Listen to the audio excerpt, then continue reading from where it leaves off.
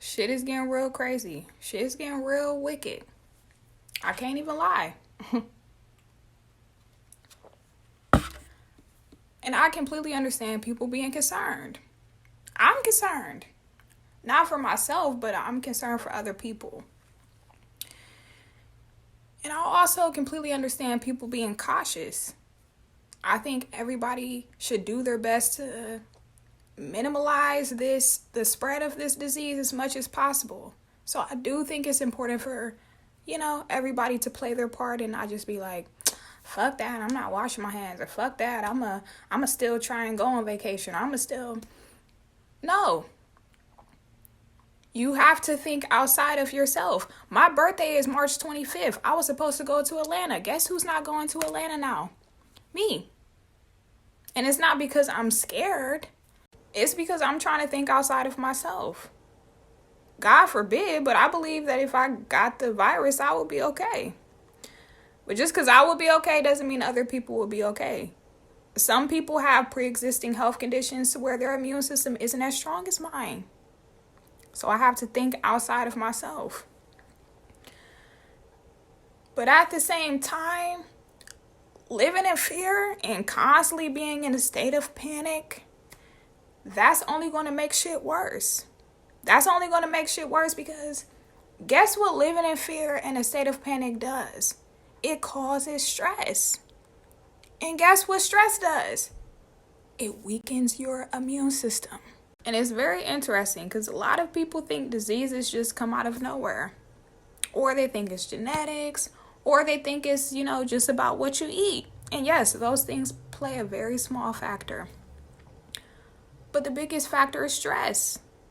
They say that most diseases are either caused by or made worse by stress. That is fucking crazy if you think about it.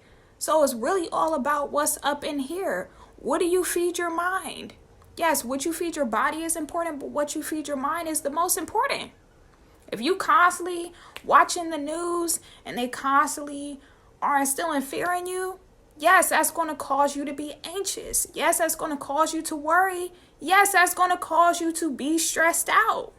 I'm saying this as the most anxious motherfucker you will probably ever meet.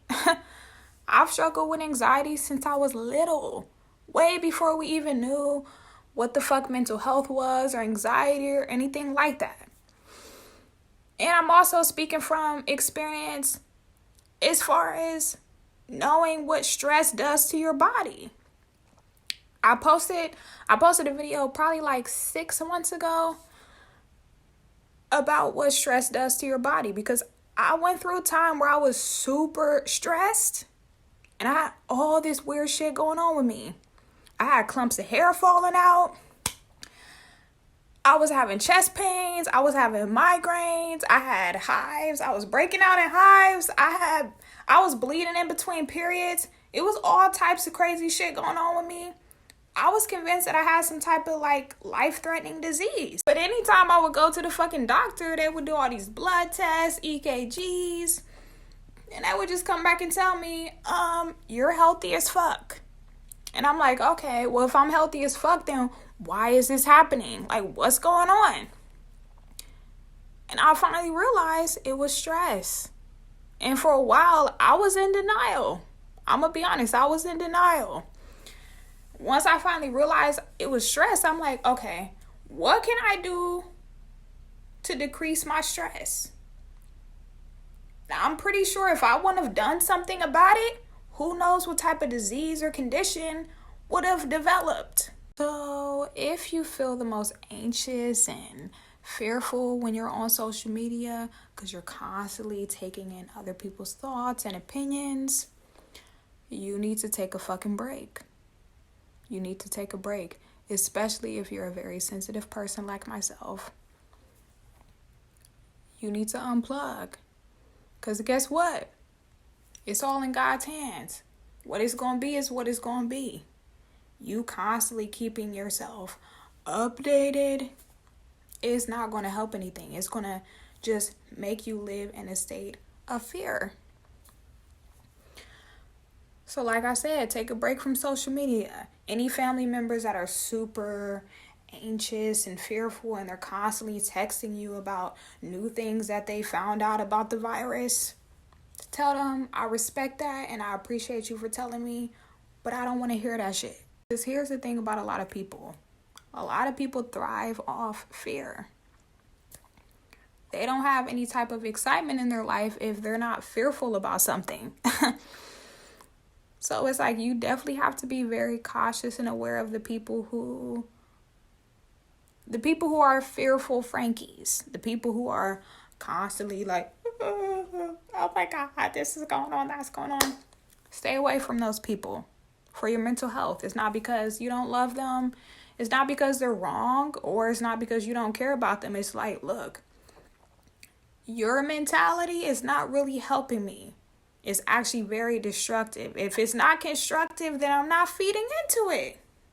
And I'm not trying to act like I'm holier than thou or like I have all the answers, but my faith is way too strong to be a sheep. A wise man once told me, look what everybody else is doing and do the opposite. Everybody else is panicking. I'm chilling. I'm staying calm because at the end of the day, I know it's out of my hands. I don't have no control over what the fuck happens. I'm just one person. I only have control over myself. I can play my part and do what I'm supposed to do, but that's it. Me trying to think of the worst case scenarios and what if this happens? What if that happens? How is that going to help me? And how is that going to help somebody else? It's not.